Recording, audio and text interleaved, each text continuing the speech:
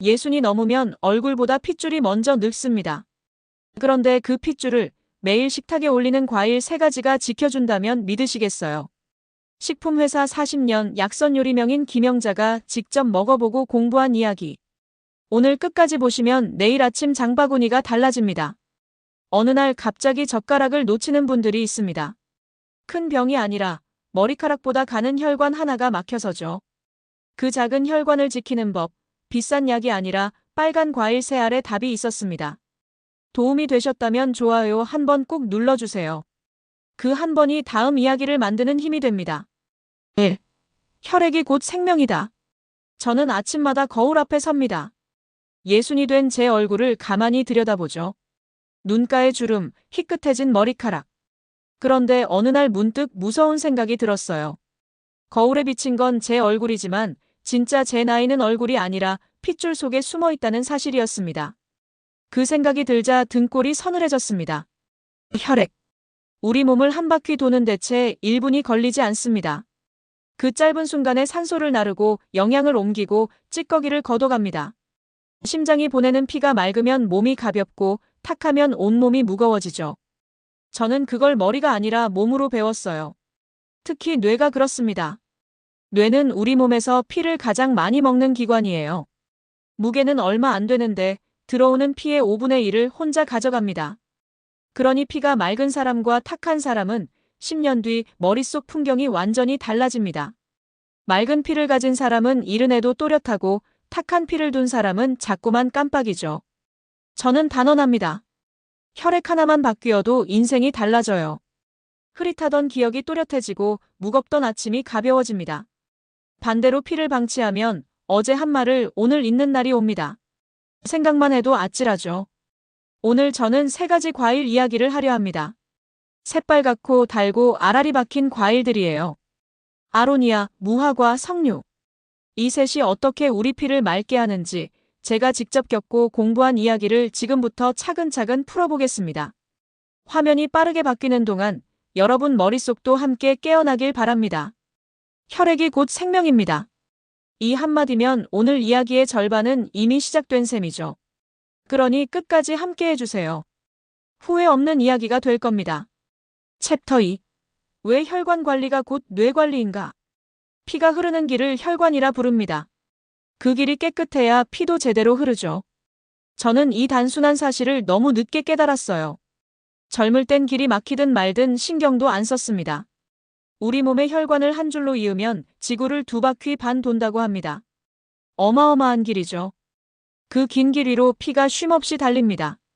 그런데 길 어딘가에 기름때가 끼고 좁아지면 피는 거기서 막히고 맙니다. 의학에서는 이걸 동맥경화라 부르죠. 길이 좁아지면 가장 먼저 비명을 지르는 곳이 바로 뇌입니다. 뇌로 가는 가느다란 실핏줄 하나가 막힌다고 생각해 보세요. 그 순간 말이 어눌해지고 손에서 숟가락이 떨어집니다. 큰 혈관이 아니라 머리카락보다 가는 혈관 하나가 사람의 하루를 통째로 무너뜨리는 겁니다. 저는 이 사실을 알고 나서 한동안 잠을 설쳤어요. 제 이웃 어르신이 그랬습니다. 멀쩡히 밥을 드시다가 갑자기 젓가락을 놓쳤어요.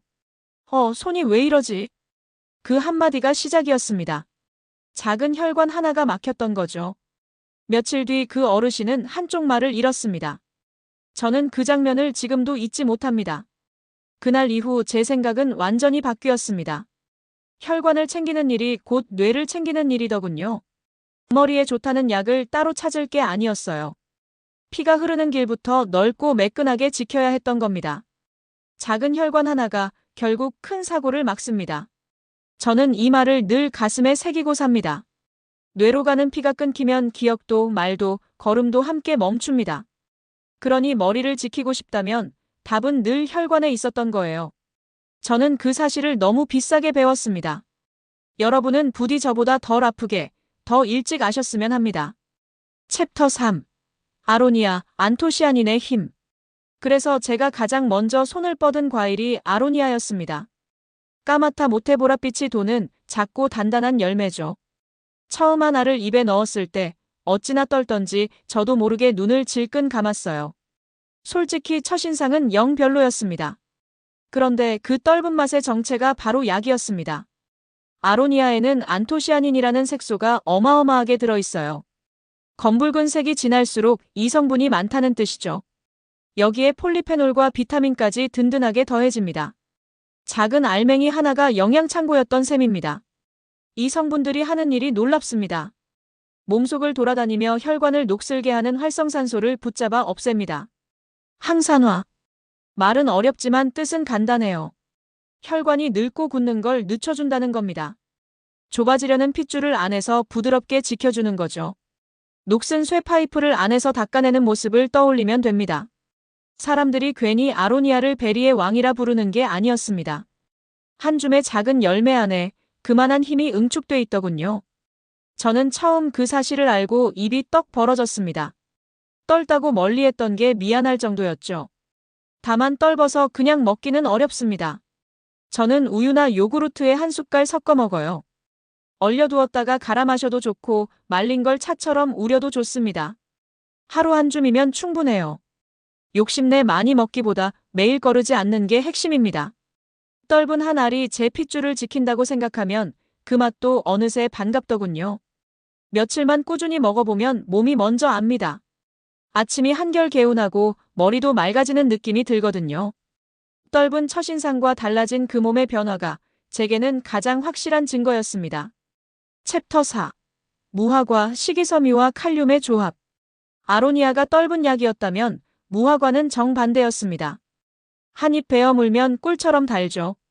저는 이렇게 단 과일이 혈관에 좋다는 게 처음엔 도무지 믿기지 않았어요. 단 것은 무조건 몸에 나쁘다고만 여겼으니까요.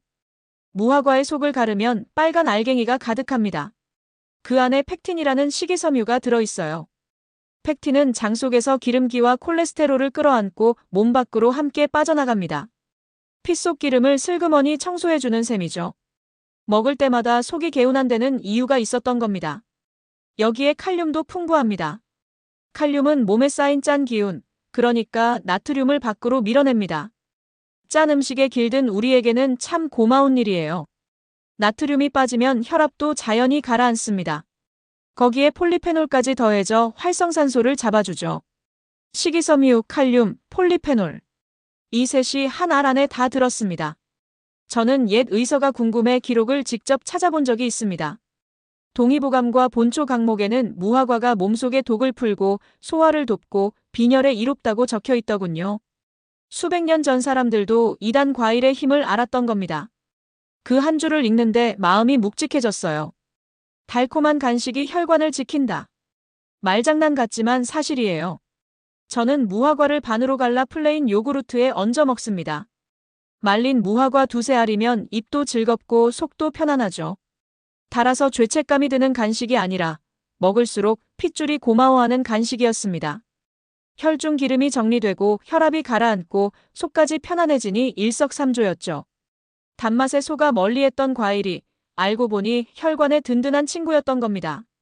저는 이제 무화과 철이 오면 제일 먼저 장바구니에 담습니다. 챕터 5. 석류, 활성산소와의 전쟁. 세 번째 과일은 석류입니다. 단단한 껍질을 갈라본 적 있으신가요? 안에서 루비 같은 알이 와르르 쏟아지죠. 한 알을 깨물면 톡 터지면서 새콤한 즙이 입안 가득 퍼집니다. 저는 그 순간이 꼭 작은 폭죽 같다고 느껴요. 알알이 터지는 그 소리가 어찌나 상쾌한지요. 석류 알 속에는 엘라그산이라는 귀한 성분이 들어있습니다. 안토시아닌과 비타민도 가득하죠. 이 성분들이 몸속에서 벌이는 일은 그야말로 전쟁입니다. 혈관을 공격하는 활성산소를 향해 쉼없이 맞서 싸우거든요. 그 싸움 덕에 핏줄이 탄력을 잃지 않고 심장으로 가는 길이 막히지 않습니다. 작은 알 하나하나가 제 몸속 병사인 셈이죠. 여기서 제 이야기를 조금 해야겠습니다. 제 이름은 김영자, 올해 60입니다. 식품회사에서 40년을 일했어요. 지금은 용인특례시에서 작은 식당을 꾸리는 오너 셰프죠. 음식으로 사람을 살리고 싶어 늦은 나이에 원광디지털대학 한방건강학과에 들어가 건강식품과 약선 요리를 파고들었습니다. 약과 음식의 뿌리가 같다던 교수님 말씀이 저를 거기까지 이끌었어요. 그 한마디가 제 인생 후반을 바꿔놓았죠. 그 공부 끝에 약선 요리 지도사 자격증을 따고 약선 요리 명인으로도 뽑혔습니다. 그 시절 동의보감을 펼치니 석류가 나오더군요. 목이 마르고 갈증이 날 때 쓴다고 적혀 있었습니다. 본초 강목에는 몸의 출혈을 멎게 한다고도 했죠. 옛 어른들은 이미 알고 있었던 겁니다. 저는 그 한 줄을 읽으며 가슴이 벅차게 뛰었어요. 오래된 책 속 지혜와 오늘의 영양 이야기가 한 줄로 이어지는 순간이었습니다. 석류 한 알이 활성산소와 벌이는 그 작은 전쟁이 결국 제 심장과 핏줄을 지켜주고 있었던 거죠. 저는 그래서 석류를 늘 곁에 둡니다. 챕터 6. 새 과일을 함께 먹는 이유. 자, 그럼 셋 중 무엇이 가장 좋을까요? 제 대답은 늘 같습니다. 하나만 고르지 마세요. 셋은 경쟁하는 사이가 아니라 손을 맞잡는 사이거든요. 저는 손님들께도 늘 이렇게 말합니다. 정리하면 이렇습니다. 아로니아는 안토시아닌으로 혈관의 녹을 막습니다. 무화과는 식이섬유와 칼륨으로 기름과 짠 기운을 씻어내죠. 석류는 엘라그산으로 활성산소와 맞서 싸웁니다. 하는 일이 조금씩 다릅니다. 그래서 함께 먹으면 서로의 빈자리를 채워줘요. 한쪽이 놓친 일을 다른 쪽이 거뜬히 받아줍니다. 저는 이걸 하루 3번에 나눠 권합니다. 아침에는 요구르트에 아로니아 한 숟갈을 섞어 시작하세요. 낮에 출출할 때는 무화과 두어 알로 입을 달래고요. 저녁 후식으로는 석류 한 줌을 톡톡 터뜨려 드세요. 색도 빨갛고 까맣고 루비빛이라 식탁에 올려두면 보기만 해도 군침이 돕니다. 눈도 즐겁고 입도 즐거운 한상이죠. 한 가지만 고집하던 시대는 이제 끝났습니다. 같은 항산화라도 길이 여럿일수록 몸은 더 든든해져요. 저는 손님상에도 이 셋을 곁들여냅니다. 이거 다 같이 먹어도 돼요? 묻는 분들께 저는 웃으며 답하죠. 따로보다 가치가 훨씬 낫다고요. 한 가지 과일의 힘이 셋으로 모이면 그 효과는 그저 더해지는 게 아니라 곱해집니다. 저는 그 변화를 식탁 위에서 매일 두 눈으로 봅니다. 빨강과 검정과 루비빛이 한 접시에 모이면 보는 것만으로 입맛이 돌죠. 아침과 간식과 후식 하루 3번짜리만 내어주면 됩니다. 한 가지에 매달리지 말고 셋을 사이좋게 곁들이세요. 그게 제가 찾은 가장 든든한 답이었습니다. 한 가지만 먹던 시대는 이제 정말로 끝났습니다. 챕터 7. 진짜 달라진 사람들. 말로만 좋다고 하면 누가 믿겠습니까? 그래서 저는 늘 진짜 이야기를 찾아다녔어요. 제 두 눈으로 확인한 사례여야 마음이 놓이거든요. 예전에 한 방송에서 60이 넘은 김 선생이라는 분을 봤습니다. 오랜 세월 짜고 기름진 음식만 즐기던 분이었죠. 건강검진 때마다 혈관 수치가 빨간불이었다고 합니다. 의사가 몇 번이나 식습관을 바꾸라 했지만 쉽지 않았다더군요. 그런데 작은 결심 하나로 식탁을 바꿨어요. 단 과일과 베리류를 매일 조금씩 곁들이기 시작한 겁니다. 몇 달 뒤 김 선생이 카메라 앞에서 한 말이 오래 기억에 남습니다. 거창한 걸 한 게 아니에요. 그냥 식습관이 바뀌었을 뿐입니다. 그 담담한 한마디에 저는 코끝이 찡했어요. 대단한 약도 큰 돈도 아니었습니다. 매일의 작은 한 입이 만든 변화였죠. 저는 그 장면을 보며 고개를 몇 번이나 끄덕였습니다. 물론 과일만으로 다 되는 건 아닙니다. 저는 손님들께 늘 두 가지를 함께 당부해요. 첫째는 꾸준함입니다. 사흘 먹고 그만두면 아무 소용이 없어요. 한 달, 2달 묵묵히 이어가야 핏줄이 달라집니다. 둘째는 몸을 움직이는 겁니다. 하루 30분만 걸어도 피는 훨씬 잘 돕니다. 좋은 과일에 부지런한 발걸음이 더해질 때 핏줄은 비로소 답을 해줍니다. 저는 그 답을 받은 사람들을 두 눈으로 여럿 보았습니다. 그래서 오늘도 자신있게 말씀드릴 수 있는 거죠. 좋은 과일 한 줌과 하루 30분의 걸음. 이 둘만 꾸준히 지켜도 핏줄은 분명히 답을 합니다. 김 선생이 그랬듯 거창할 필요는 없습니다. 작은 한 입과 가벼운 발걸음, 그거면 충분합니다. 저는 그 평범한 진리를 사람들에게서 다시 배웠습니다. 챕터 8. 오늘 식탁에 올릴 한 가지. 이제 정리할 시간입니다. 좋은 이야기도 실천하지 않으면 그저 흘러간 말일 뿐이죠. 저는 여러분이 오늘 단 하나라도 들고 가셨으면 합니다. 먼저 양을 말씀드릴게요. 아로니아는 하루 한 줌, 말린 것은 한 숟갈이면 충분합니다. 무화과는 생것 2-3알, 말린 건 2알 정도가 알맞아요. 석류는 하루 반 개에서 1개면 됩니다. 욕심내 한꺼번에 많이 먹기보다 매일 조금씩 거르지 않는 편이 훨씬 낫습니다. 몸은 한 번의 폭식보다 매일의 습관을 기억하니까요. 주의할 점도 있습니다.